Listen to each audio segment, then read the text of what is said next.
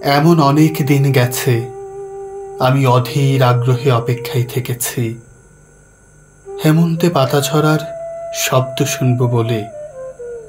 নিঃশব্দে অপেক্ষা করেছি বনভূমিতে, কোনো বন্ধুর জন্যে কিংবা অন্য অনেকের জন্যে, হয়তোবা ভবিষ্যতে অপেক্ষা করব। এমন অনেক দিনই তো গেছে কারো অপেক্ষায় বাড়ি বসে আছি। হয়তো কেউ বলেছিল অপেক্ষা করো, একসঙ্গে বেরোবো। এক শনিবার রাতে খুব ক্যাজুয়ালি কোনো বন্ধু ঘোরের মধ্যে গোঙানির মতো উচ্চারণ করেছিল, বাড়ি থেকো, ভোরবেলা তোমাকে তুলে নেব। হয়তো ওর মনের মধ্যে ছিল চুনিয়া অথবা শ্রীপুর ফরেস্ট বাংলো। আমি অপেক্ষায় থেকেছি। যুদ্ধের অনেক আগে একবার আমার প্রিয় বন্ধু অলোক মিত্র ঠাট্টা করে বলেছিল, জীবনে তো কিছুই দেখলি না নুজ্জপিঠ পানশালা ছাড়া, চল তোকে দিনাজপুর নিয়ে যাব, কান্তজির মন্দির ও রামসাগর দেখবি, বিরাট গোলাকার চাঁদ, মস্ত খোলা আকাশ দেখবি, পলাও আধিয়ারদের জীবন দেখবি, গল্প টল্প লেখার ব্যাপারে কিছু উপাদান পেয়ে যেতেও পারিস, তৈরি থাকিস, আমি আসব। আমি অপেক্ষায় থেকেছি। আমি বন্ধু, পরিচিত জন, এমনকি শত্রুর জন্যেও অপেক্ষায় থেকেছি।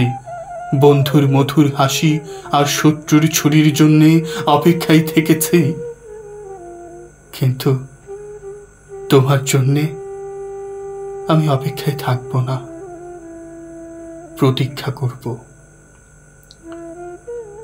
প্রতীক্ষা শব্দটি আমি শুধু তোমারই জন্যে খুব যত্নে বুকের তরঙ্গে তুলে রাখলাম। অভিধানে শব্দ দুটির তেমন কোনো আলাদা মানে নেই, কিন্তু আমরা দুজন জানি ওই দুই শব্দের মধ্যে পার্থক্য অনেক।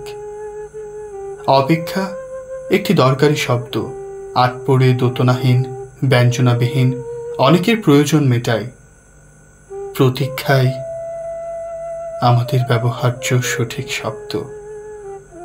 অনুমান অপশব্দটি আমাদের ব্যবহারের অযোগ্য। আমরা কি একে অপরের জন্যে প্রতীক্ষা করব না? আমি তোমার জন্যে পথপ্রান্তে অশ্বথের মতো দাঁড়িয়ে থাকব, ওই বৃক্ষ অনন্তকাল ধরে যোগ্য পথিকের জন্যে প্রতীক্ষমান।